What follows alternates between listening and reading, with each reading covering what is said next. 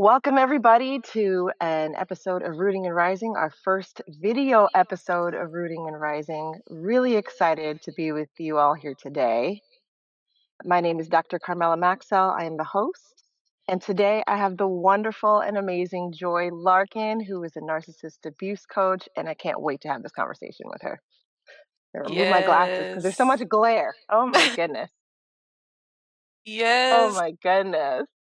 So Yes, indeed. before we begin today's episode, I want to offer a brief trigger warning. So today's conversation includes some discussion about narcissistic abuse, emotional abuse, coercive control, gaslighting, stalking behaviors, trauma bonding, manipulation, and the psychological impact of unhealthy relationships. Some of the topics we're going to discuss are pretty difficult, activating, or emotionally challenging for listeners, particularly those who have experienced abuse or trauma themselves. Please take care of yourselves as you listen. If at any point you find the need to pause, step away, or revisit the conversation at another time, I encourage you to do so. And I also want to note that today's discussion is intended for educational and informational purposes only. While we will be discussing narcissistic personality disorder and related behaviors, this podcast is not intended to diagnose any individual. A diagnosis can only be made by a qualified mental health professional following a comprehensive assessment. So, our goal today is to provide education, increase awareness, and support those who may be trying to get better understanding of their experiences. So, with that said, welcome back to Rooted and Rising. So, a little bit about who we are. Joy, I'm going to bring you in here. So, please tell us a little bit about yourself, where you're from, Yes. what led you to become a narcissist abuse coach. Definitely. I'm super excited, Dr. Carmela, and it's definitely a pleasure being on here. So I'm actually initially from Delaware. I'm an East Coast gal. Hey, okay. Yes, East I'm an Coast in East the Coast house. gal. Yeah. Yes. But I actually the experiences with narcissism and interacting with people that had narcissists in California. So Wow. I lived in California for 11 years. But I'm currently in Florida now. But as you can Yes. see, yes, as you can see, I've kind of moved around. I've had a Yeah. lot of experience. But again, what led me to this whole, helping people with narcissistic abuse, again, my experience living in California, where I had an auntie that I lived with for 5 years who was a narcissist. And then also, while living with her, just trying to figure out my path and try to figure out what I wanted to do with my life. Right. There was a male narcissist that I connected with him for about Yeah. 4 years, right? Yeah. And it turns out that he actually, in fact, was a narcissist as well. And then Oh. the final thing, I think it was like the camel that hits the straw, or however you say that, that Yes. broke the straw, right? Yep. Yep. So there was an individual that I was working with. He was borderline and Hmm. he had similar, characteristics to a narcissist. And I dealt with him for about 4 months. That was a romantic situation. And Oh, again, it turns out he had personality disorder. So that's what kind of led me along the way on this path here. that is, you know, going from East Coast to West Coast. I totally understand. I mean, I was born in Michigan, raised in New Jersey. Now I'm out here Okay. in good old Washington State. So Oh, cool, cool. extreme weather, right? Extreme weather. So we're dealing with that. Yeah, And, hey, thank you for your vulnerability and willingness definitely. to share because I think this is going to help so many people and really help people realize that we experience these things, we can Hmm. experience these things and we need support. Definitely. We need support and really being able to figure out, I think, how to identify not just if individuals are presenting with narcissistic behaviors, but how we can protect ourselves and how we can also situate ourselves in a better place so that we can heal. Right. Hmm. Yes, no, I think that that's really key, like protecting ourselves, healing, and so that way we can move on from this experience. Because sometimes it's difficult for a lot of people to move on, and that's why the cycle continues. It's just kind of like a losing battle over and over and over Mhm. again. Same relationships, same behavior patterns, same addictions. So yeah, this is good information here. Yeah, yeah. So I'm going to hop into a question here shortly, Yes. but I'll tell you a little bit about my background because I want folks to know who's in the room, right? So we have, like I said, the wonderful, amazing Joy Larkin with us Thank today, you. who is a survivor and a coach, and so relatable and so sweet. And once again, just thank you for being here. Definitely. So my background is in mental health. I'm a mental health professional. I have my doctorate in clinical psych, and I've worked with people from just all different walks of life. And my assumption, most of the time, all of the time, is that people are coming in with a history of trauma, whether it's seen as little or big or continuous or has been broken up.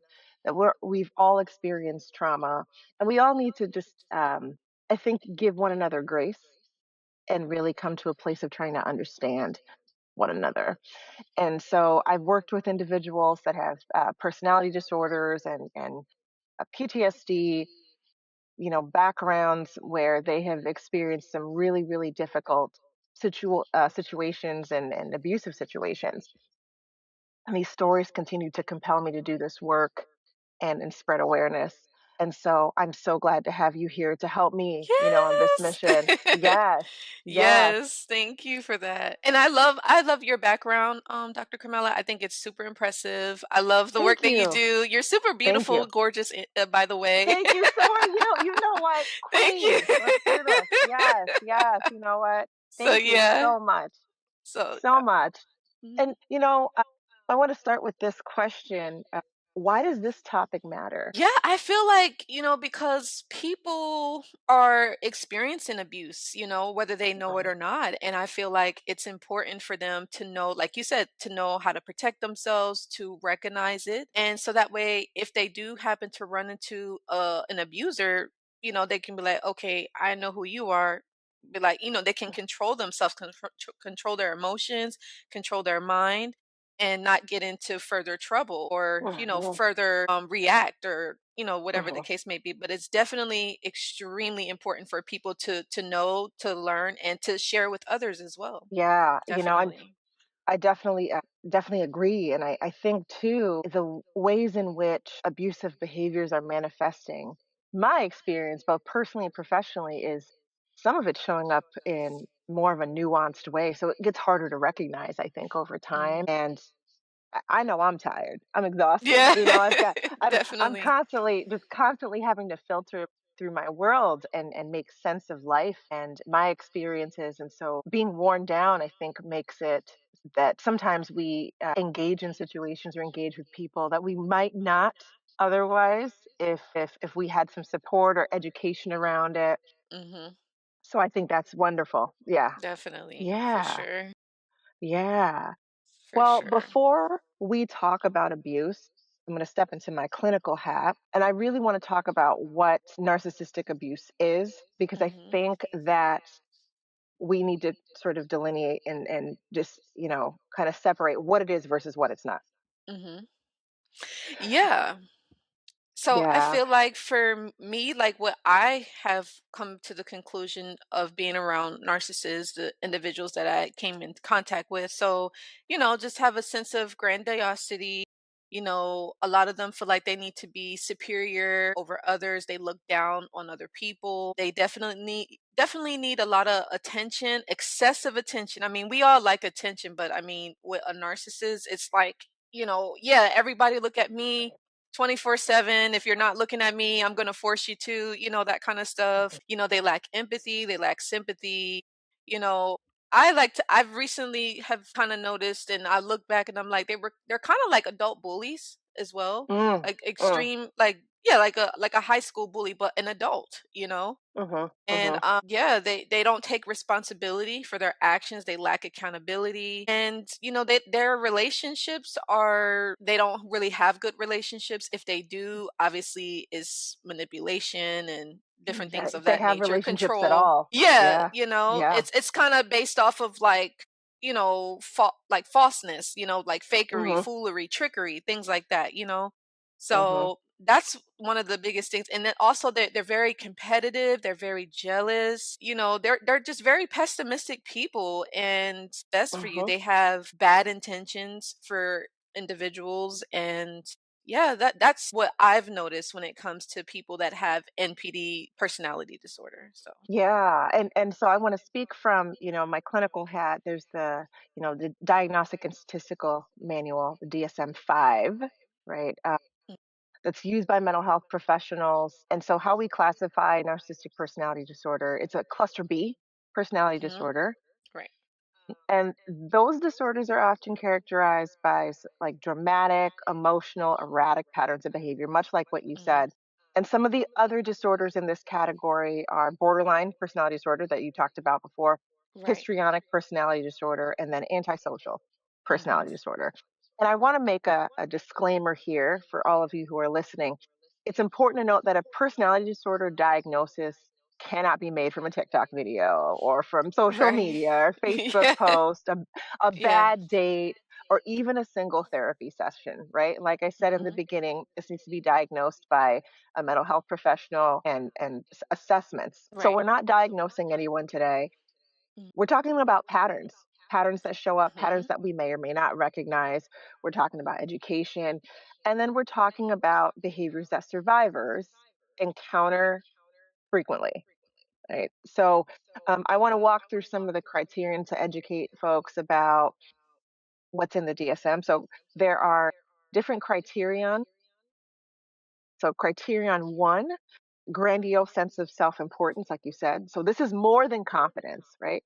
mhm, Confidence says I am hard, I work hard and I'm proud of myself. And grandiosity says I'm superior, superior to everybody mhm. else. So Exactly. right? So people might experience this as exaggerating accomplishments or overestimating their talents, believing they Mhm. deserve recognition, like unearned, right? Unearned, right, yeah. Yeah. And, a healthy confidence is grounded in reality. And that's Mhm, something that sort of separates the individuals that have narcissistic personality disorder versus kind of the general public. And the second criterion, fantasies of unlimited success, power, beauty, or ideal love. So a lot of people daydream. That's normal. But we're yeah. talking about this excessive preoccupation of with fantasies of being greatness, right? So Mhm, constantly imagining extraordinary success and status and influence and brilliance or this perfect relationship. And that fantasy is how they regulate their self-esteem. mhm. Number 3 is belief that they're special and unique. Now, this is not to say we're not special or we're not We are unique, special, yes. right? But you might hear statements like, "Nobody understands me, nobody gets me. I'm all in a class of my own. I'm different from Mhm, everyone else. Only mhm. successful people get me." Oh man, I've heard that. Oh Oh, my god, oh man, what? right? And once again, we're looking at patterns, not just these isolated Patterns. comments. Because Yeah, I've definitely said, I don't think anyone understands me. And I think that comes from a place of feeling and experiencing just being different in some ways from yeah, people. So, definitely. want to tease that out. This is the big one. And I think we'll definitely zoom in on this requiring excessive admiration. Yeah, definitely. Yes, we Mhm. all like appreciation. We That's a do. human, that's human. But excessive admiration goes beyond that. Like, I mean, this Mhm, person's self esteem becomes dependent on this constant praise and validation and attention and reassurance. And when they don't get that, what's the first thing that is experienced? Like they get irritated and mad, right? yes. Hmm. They have a So narc injury, I guess you would narc say, like injury. Yep. yeah, no. Yep. Oh, I can't wait until you dive into that. Oh my goodness. Oh my goodness. This sense of entitlement, I think this kind of Mhm. goes without saying, right? That's I think one of the most recognizable features of Yeah. NPD. So expecting this favorable treatment because they believe they deserve it. Mhm. And you see that I think for many people, many of us who have survived these experiences, the impacts that it has on our mental health and our ability to navigate are very Mhm. interesting. Right. They're interpersonally exploitative. So they, you know, using other people to achieve what they want. And those individuals don't often see that they're being used. and so everyone serves a purpose and has a value to help further their agenda. And then I think the last piece that's really big is this lack of empathy. So, you know, a lot of survivors would say to me, so he knew or she knew that I was in pain. I told them that I was in pain, and it's like they didn't listen. So overlooking the fact that people are having a real emotional experience in relation to those behaviors that they're displaying. And I've also experienced both professionally and personally, these individuals can intellectually understand someone being hurt. They're able to Mhm. really articulate, Mhm. but to empathize, that's a Yeah. completely different ballgame. Yeah. Yeah, and they don't, they don't care. If it's not about them concerning their needs and wants, then they don't care, unfortunately. Yeah. Yeah, and then, being envious of others or Yes. believing others are envious of them. Oh, they're Yeah. just jealous of me, Yeah. minimizing, other people's accomplishments and their Yeah. successes and the things that they've done well, and then just this arrogance. And, Mhm. so yeah, so walk me through some of the things that we might see outside of this clinical talk, Mhm. some of how narcissistic abuse shows up. Yeah, it definitely shows up in many different ways. I know, like, of course, love bombing, Mm, love bombing as far as like romantic relationship, how they're, showering a person with attention and affection and praise constantly over the top, to yeah. kind of they have, like you said, they have an agenda. They're trying to get something, or they may try to use that person, like you said, or they may be trying to exploit that person for whatever the case may be, or they're trying to control the situation. They're trying to control the outcome. Mhm. Sometimes intense connection could show up where it's like when you meet that person, maybe you feel like, oh, that's my soulmate, or oh, I'm supposed to be with them. And maybe you fantasize it in your mind, and it's like you don't really know them that well, I guess you would Right, say. And right. it's like it's too much too quick, I guess, Mm, that whole intensity, right? Or you could yeah, also feel like you've known that person your whole life, but it's just like sometimes it could come from unmet needs from childhood, that yeah, maybe that person is feeding you and you're kind of like, oh, okay, yeah. um yeah. It's well almost like are they yeah. are they zooming in to it's almost like a feel, I don't know, right? Yeah. It's almost like they're zooming into a gap or Yeah. or a missing place.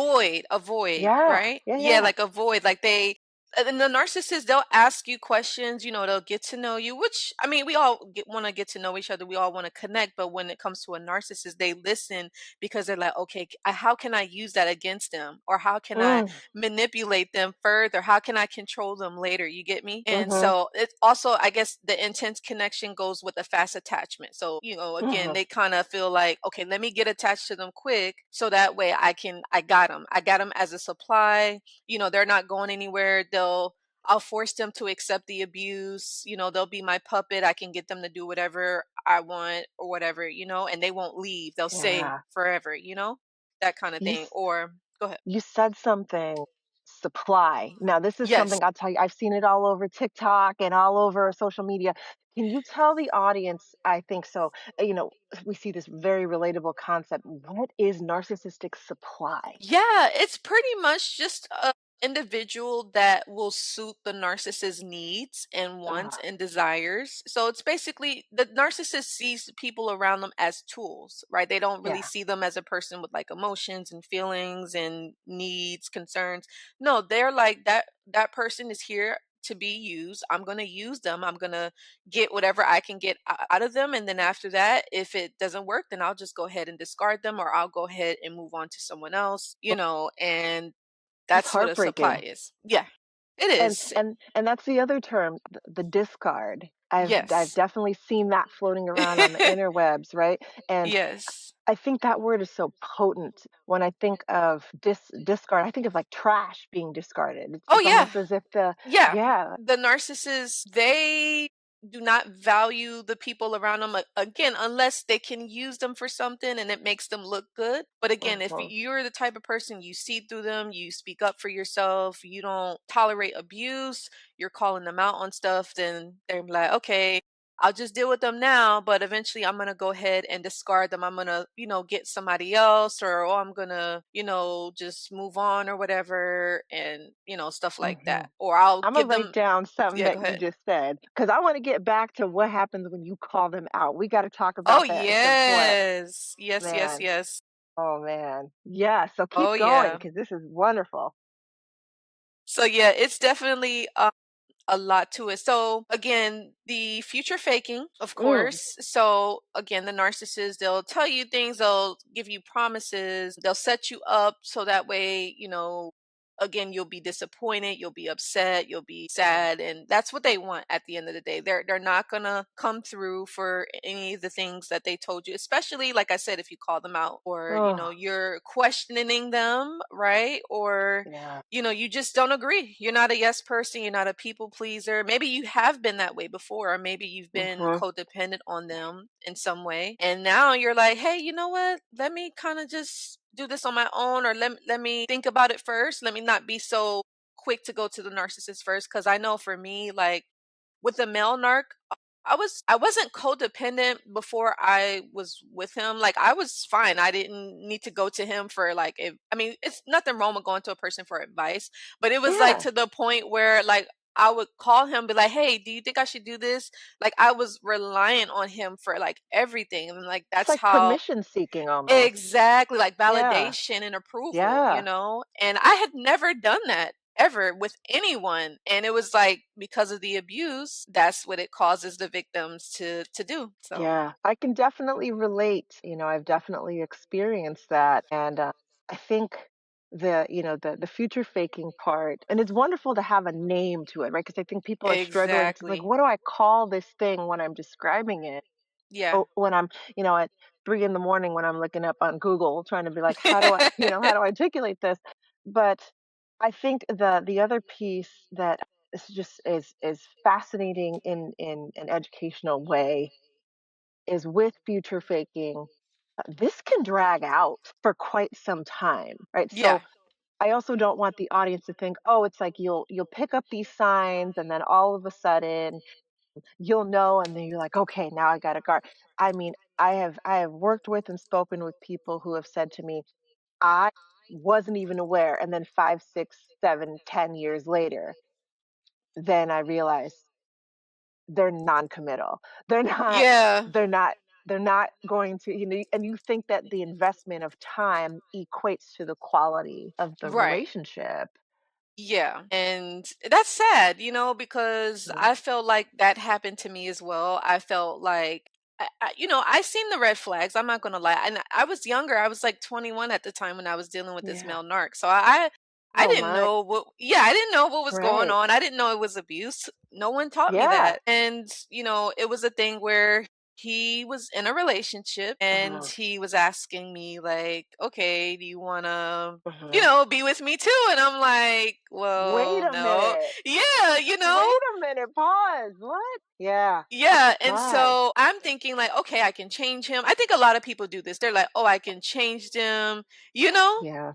Yep. And Yep. so it's a thing where he was like, well, all right, well, one day I'll be with you. Yeah, right. Like, so Mm. he definitely did the future faking to me for sure. And he's like, yeah, I'm looking for someone like yourself. He just kind of like played the game. Yeah. And like I said, I was disappointed because I was Of thinking like, course. oh, we had a future together, future faking, and Yep. yeah, so it hurt. I So think the yeah, part that strikes me about what you said is there is this exaggerated this confidence there. This, one day I'm going to be with you. I'm like instant cringe in my mind. yeah, Like, yeah, whoa, wait a minute. First of all, I was not taking applications, but thank you for just kind yeah, of, steamrolling your way into my future somehow. Wow. yeah. Wow. Yeah, it's crazy, and I feel like also the abuse shows up as triangulation. So Mm, like where the narcissist brings in a third party to kind of like make, you feel jealous as far as like romantic partner. mhm. Or it could be like a friend and maybe they've showed them more attention, or maybe they're like talking to them more to try to like, make you Mm, feel a type of way. Or they could also triangulate a stranger. I know the male narc did this to me because like it was a business situation and then eventually we did start to date.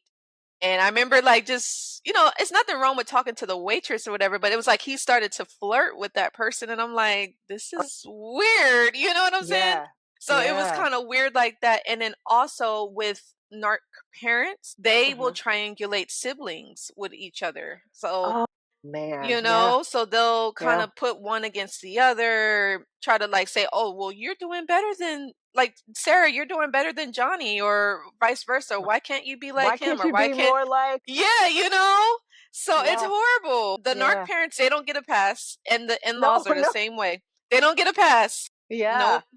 What Mm-mm. about narc women? Because I also want to be real about. I mean, it's narcissism comes in, I think, all forms, and I've experienced this. What about narc women? In my opinion, and I hate to say this, disclaimer everybody, because I love everyone, Hmm. I really do. There's some people, that I'm not a fan of, I ain't gonna lie. But in my opinion, I feel that the narcissistic women, I think they're the worst. And I hate to say Mm, that, but mm, I think they're truly the worst. And the mhm, reason why I say that is because I feel like they have a lot of influence over their children, mm, and they can shape and mold them to how they want them to be, and they have a lot mhm, of influence over them, right? mhm, And a lot of the times that I notice adult children or younger children or preteens, they seek more validation from their mothers. They want mhm. approval from their mothers more than their dads. That's just been my experience or what I've Yeah, seen from others. And yeah. so the fact that that narcissistic mother uses her power and abuses it to be like, well, I don't want you to live your life this way. I want you to do it this way. Or, oh, I Mm, don't want you to be friends with them. I want you to be friends with this person. Or, oh, I want you to do this career path. Like, and I'm yeah. saying all that because I experienced that from my auntie. Mhm, And again, I know that initially her intentions, the whole situation while I was there, I appreciated her for everything that she's ever done. And I've always yeah. told her that straight up. But I just did not appreciate how she tried to control me, Mm. and she also used fear, guilt, and obligation, Oh, which is called the fog. And she didn't want me to like move out. She didn't want me to like live my life yeah, and do what I'm supposed to be doing with my life. And I'm just like, Auntie, yeah, we have to set boundaries here, yeah, and yeah. the advice that she did offer me, I'm like, hey, you know what? Thank you. I appreciate your advice, but I got to do I something gotta else. I'm go. sorry. I gotta Yeah. go. you Right. know. Yeah. So, Yeah. I really respect that opinion, especially with your experience about it. I think, men and women alike, it presents itself very differently in terms of the influence and what have you. So I mean, thank you for sharing that because I think I want to present a balance. It's not just that there are male narcs, right? There's female yeah. narcs. No, there's females. Yep, There's female narcs. absolutely. And I think that really what you spoke to really is in relation to just attachment, right? We know Mhm. about early attachment and how, that critical period is from ages 2 to 5. And that's when we really start Mhm. to learn about who we can trust in the world. And we all came from a mother. And Exactly. so in my head, what you said makes a lot of sense, seeking that validation from that female figure from your mother. And it is sad when that level of power is used in an abusive way, and there's so many people I think that just need to heal. Oh, Oh yeah, definitely. yeah, And it's a thing where it's not happening, and I'm only yeah. saying that just due to, like I said, just me interacting with people on a daily basis, Mhm. their moods, Yeah, their way yeah. that they talk to you, the way that they look, they Mhm, look like they're in pain or they look like they're suffering, and mhm. it's heartbreaking for me because I mean, I care. I want to help people, but it's like if you don't want to help yourself, then that's not my problem. Like, you get Yeah, what I'm saying? If yeah. you can say, hey, you know what, I'm struggling with this addiction or I'm struggling like with this area of my life, let me go and get some help, whether that's therapy, it's a counseling session, or it's like career wise or whatever the case may be, or it's like the self-esteem, or like you said, like PTSD, Mhm. CPTSD, stuff like that, or just like overcoming family dysfunctions and trauma bonds and Yes. all types of Ooh, stuff, trauma bonds. So yeah, that Yeah. that's a thing. And then real quick, I wanted to Yeah. share with you, Dr. Camilla, my laptop might go out, so I'll probably switch to my phone. So just a Okay. heads up if you, yeah. So yeah, Yeah, I'll edit just a this heads out. up. So yeah, Yeah. I have my phone right here, so like once it's done, I'm gonna just hop on Oh, and no worries. yeah. No worries. I'll Yeah. stop and then we'll start again. Yeah, no worries. Yeah. So yeah. So, what makes someone vulnerable to narcissistic abuse? That's a really good question. I feel like what makes someone vulnerable is the fact if they have grown up in a household where maybe there was abuse, maybe there Mhm. was isolation, maybe Mhm. there was rejection, maybe there was abandonment happening, Mm. you know? Mhm. Hence that gap. Yes, Yeah. exactly. Okay. And so, and maybe there was lack of communication from parents, like they didn't talk to one another, Mhm. things of that nature. And then also on the other side, it's where maybe the person grew up in a functional household, which is Yeah. awesome, Mhm. Yeah. which is kind of rare these days, but that's a beautiful thing. Yeah, you know what I'm saying? It's rare. Like, I'm oh like, my what is God. functional? I don't know. I have coffee in hand. I don't know. Yeah, I'm like, does struggling. that even exist? Like, really? So, but I feel like if the child is like given everything, maybe they don't have to work for stuff, or maybe they don't Mhm. understand certain values, certain morals, then, like you said, the whole entitlement thing, they're just expecting this and they're like, oh, I'm, this and that, and I look down on others, and, other people are Mhm. that. They It's talk like down on entitlement. others. Exactly. I feel Yeah. like that can cause a person to be vulnerable to being abused by a narcissist, or they in fact themselves could become a narcissist as well. Mm. So that's something to be Yeah. aware of for Aware of. sure. My. Yeah, My. So then with totally. that, knowing, or maybe not knowing. And Mhm. we talked a little bit about, that gap or whatever. When insight has been brought to light, right? So Mhm. so go through this relationship or this situation, we realize, oh my gosh, I'm dealing with an individual that is showing narcissistic patterns, Mhm. or we find out from some assessment or some, you know, that this person has bona fide narcissistic personality disorder. Mhm. So you have this information now. What makes victims of this return after having this information? I feel like familiarity, like they're familiar with the person and the situation. They have hope that the narcissist can change as well. Mhm. They also feel like maybe it's something that they can do to change to get the narcissist to treat them better. Mhm. And they're lonely, Mm. they miss the narcissist. That's Um, been one, you know, and I think the other piece that I think I've heard over and over again is, "I may not be able to do better than this." Yeah, they don't know their Ugh, value, their worth. yeah, Exactly. yeah. Yeah, they feel like, oh, like this is what I deserve. I actually had a person that I was doing one-on-one sessions with, and it broke my heart because she was a lot older, and I was Mhm. grateful that she reached out to me because she was, she'd been through it, and she dealt with two narcissists, and the second one, it was to the point where, yeah, she knew she was being abused. He was taking care of her financially, so he had that control over her, the financial control. Mm, And I'm telling her, I'm like, hey, I mean, you deserve better. You can go out and try to get independence, reclaim your sense of self, your identity, work for, like, get back on your feet, and you don't have to be so dependent on them because that's how they can really get you stuck and, trapped. yeah, And yeah. she just was so convinced that she could not do better. She didn't love herself, I'll be honest. My And she actually hated herself due to, the mistreatment, not only from the two narcs that she met, but she also was mistreated at work, which oh, I have been a victim of that too. think we've all experienced some form of just invalidation in Yeah. multiple realms, and I think, speaking to that, when it's kind of like I call it like the Lemony Snicket series of unfortunate events type deal, where Yeah. you just constantly getting hits on all, on All all fronts. fronts, Yeah, and all so fronts. you Yeah. overgeneralize and Yeah. start to think, well, if I'm being bashed here, it must be something intrinsic Something to wrong me. It with must me. be. Yeah. Yeah. Yeah. And Oh. I want people listening to know it's nothing wrong with you. It's just patterns, Uh-huh. pick like the people you pick and your value. You have to know your worth. You have to realize, like, I deserve somebody that respects me, somebody that Uh-huh. loves me. But you have to do that for yourself. If you don't love yourself, if you don't respect yourself, no one else is going to do that. But you Yeah. also have to understand that there are people out there that want to harm you, you know? Hmm. And again, this information, hopefully, they hear it and they're like, okay, I can use this to protect myself. I can think this thought, have this mentality.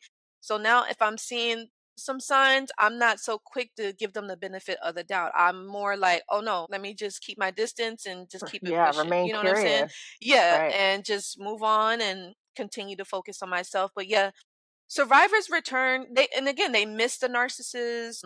They see them moved on with someone else and they feel like, oh, well, they feel guilty too. They feel like, oh, I Hmm. could have did something more. I had actually had another person. He actually was dealing with a female narcissist. And Oh.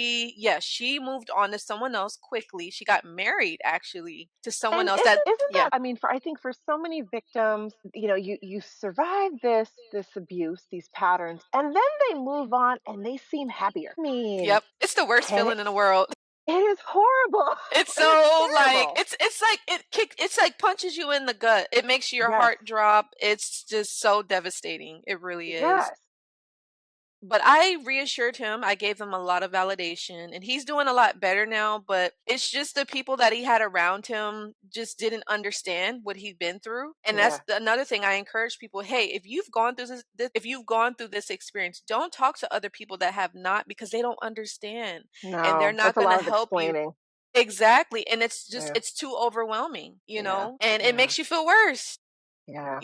so it's just like, please talk to people that have actually gone through what you've gone through, or Okay. they, licensed So, like yourself, what clinical, are all that some good stuff, things or have that life are experience critical? like myself. So, Mhm. In yes. terms of reclaiming your life after experiencing narcissistic abuse. Absolutely. I feel like what's critical is, healing, of course, healing yourself, healing your emotional wounds or your emotional attachments or different addictions or behavior patterns that maybe could have gotten you in that situation. I feel like, reclaiming your identity, rebuilding your self Mhm. esteem, and learning to love yourself and value Mm. yourself, knowing your Mhm. worth and, finding out what you enjoy in life. Like, what are your hobbies? What makes you happy? You know, uh, so that way, like your next relationship, or it might even be a friendship, so that way you're not overly focused on them or overly, attached to them to the point where, if the narcissist abandons you or they discard you, then you won't be so hurt. Or if they like move on or marry somebody quickly, you're like, you know what?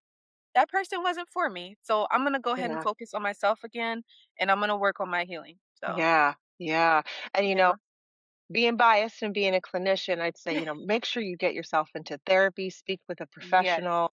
absolutely. There's so many apps out there that make therapy and coaching and such extremely accessible, well, more accessible than I think we've probably ever experienced in this Hmm. lifetime. And make sure, like you said, you're setting those boundaries, doing the things that bring you joy. Yes. Yeah, doing the things that bring you joy. Um, and I also want to take a moment, since you are a coach. Can you let the audience know a little bit about if they would like to work with you Definitely. and any projects you have going on to Yes. to help the community? Let us know. Tell us all about them. Yes, for sure. So again, I am a narcissist abuse coach. So I help former victims and survivors heal, move on, and recover after dealing with narcissistic abuse. Again, I've been dealing with narcissists since 2006, and since 2017, I have been helping former victims move on and recover and all that good stuff. So I offer one-on-one sessions. I've been doing that for quite some time, obviously. I also offer courses, which I'm super excited. I'm going to share with you guys in just a moment. I actually just launched a new Yes. course with a Oh, co-host. Yeah, like what, she's actually become a team member of mine. Her name is Kyra. wow. Yes, and because I actually Wow. need the help, which is crazy. Yes. Because Hey. as things are expanding, I'm like, "Hey, I need help," and we definitely been helping one another, but she's actually a host of a podcast called Coffee Talks. Speaking of coffee, right? You Okay. have the coffee. We're But, gonna link that so that yes, so we that will link the her as audience can well. also, Shout out to yeah. her, Kyra, she's super Yeah, sweet. shout out. Thank you. So, but yeah, and then I also offer, like, guidance and counsel, different, like in a psychedelic way as well, and things of that nature. But as far as the course, so this is actually the flyer here. I actually Oh, printed out some. very Yeah, so nice. pretty, right? Look Very at nice. Very nice. Very nice. pretty. Yes. Okay. That is But gorgeous. We will make yes, sure I will tag this on socials for all of you that yes, follow me at the Real Carmela Maxell on Instagram. I will make sure that that is made available for all of you that would love this support and would like to definitely. take this course. Tell us what it's about and what to Yes. expect. So definitely. So the course is called Healing Hearts Finding Joy Again. It's a new course experience. So it's pretty much like what to expect in this course, healing that goes deeper. And it's going to be tools for growth and transformation. It's for 12 weeks. And Wow. Okay, good. yes, it's for 12 weeks, which I love that Yes. fact. Yes. And it's virtual. So, Good. Accessible. We love yes, it. it's very We love accessible that. and it's quite Good. affordable because I know a lot of folks are like, "Oh," but it is affordable as well. But we are also going to be talking about faith, purpose, and finding, your sense of self, like in this world, even after dealing with, like I said, if it's different traumas, abuse, and things like that. And the other purpose is, for us doing this is for us to have a community that feels like home for folks because your heart was never meant to stay broken and you're not just Mm. healing, you are becoming. And Yes. the other aspect too is that, again, I've noticed this too. A lot of people feel like, again, they don't matter. They feel like they're Mm. unimportant. They feel like people don't care. And we want to like have this course because we want to love on people. We want to let them know, like, hey, we care. We've been through it. We know. The other aspect too is we're going to be talking a lot about like grief, dealing with Yes. different types of grief and different stages of that, and how to like just be there for one another and encourage Yeah. and support each other on their grieving journey or their mental health discussion, whatever it is that Yeah. we're going to be mentioning in the course. And we're also going to be having weekly live sessions. So as the individuals Very go through nice. the course, yes, we're excited. Then we can come together. They have questions, or they just want to talk, or they need to vent, or they just need a listening ear. That's what this course is all about. Finding their joy again, healing their heart once and for all. And even if Awesome. it's not the end all be all, it's a start. Some people Yeah. don't even You gotta start. start So this is somewhere. like Mhm. just a stepping stone here. This is not Mhm. the end, right? This is just the beginning. So Yes. I don't know. And like I said, for me, I've been in pain a lot. I used to talk to God. I'm like, God, why am I struggling so much? Why am I suffering? Why do I Yeah. have to be heartbroken a lot and feel this pain? And I remember because I have a really good relationship with God. Mhm. And God like let me know like you went through this because you're gonna help other people. And I'm like, Mhm. well, God, why did it have to hurt so bad? But Yeah. it's like God, He does everything on purpose, and it's not Mhm. for to hurt us. Mhm. It's actually to help us. Yes. And Yes. I felt like after I went no contact, like with my auntie, the male narc, and the borderline individuals, I got so close to God because, in a sense, I was kind of isolated, which was scary because it was just me. Yes. But I Yeah. had a handful of friends that I could call, like, hey, they were really like had my back and stuff like Yeah. that. But yes, that's the course. Now we are actually doing an early bird special, which is nice. So a 12-week course is only going to be 137 for 12 weeks, Okay. right? All Pretty right. We're gonna affordable. put this link in the Yes. in the description. In this So description. please, please, please. So Yes. Kyra and Joy are going to be running Yes. this, and we are definitely going to get the word out for those of you Definitely. that are looking and have been looking for this support and this community, Definitely. like you said. Yes. This is extremely important. We want our communities to heal. We want to And heal. we need it. Mhm. And like you said, we're Mhm. constantly being poked at, or we're constantly it's like aggression, it's a hostility, Yep. and Yep. and you're just like, I'm not doing anything. Why are people I coming know. at me constantly? And Mhm. it makes you feel like it's something is wrong with you, like we said. And it's just like Mhm. it's nothing that's wrong with you. It's just that's the world that we live in, unfortunately. And the other Yeah. aspect, so that early bird special is gonna be until July the 3rd. And the regular enrollment is gonna be 197, which starts on July 4th. So Independence Day. Yeah. Yes. Okay. Okay. Independence Day. Isn't that Independence Day. look Yes. at that. Yeah. And then Reclaiming your independence. Look at that. yes, I love that. And Also, Yeah. I wanted to say in this course, so again, we're going to have the grief share support, Mhm. mental health discussions, weekly live sessions. We'll also have homework and reflection exercises, private community support. We'll provide replay access and email comment healing. And I just want to mention that we want people to go from surviving grief to finding joy again, from feeling Mhm. alone to finding the community, from feeling stuck to Yes. moving forward with hope. Yes. Okay. So, and that's going to start July the 11th, everybody. So make sure that you Okay. get registered now because you can get more of a savings, right? As far as Mhm. the early bird special. So, yes, make sure you guys sign up. It's going to be Yes, we great. will. We can't wait to have you I all. cannot wait. I'm so excited to share this with the audience. And you know Yes. what? Especially on everyone's journey to healing.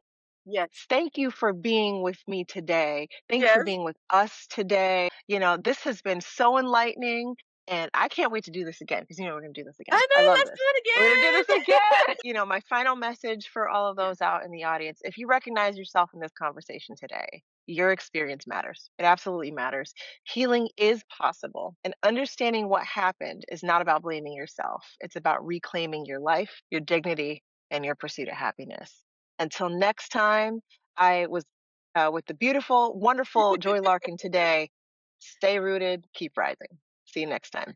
Distance emotionally, spend less time with that narc, block, delete, rebuild your identity, and privately leave. And like I said, for some, you might have to change your phone number. You might have to throw things Mm, away.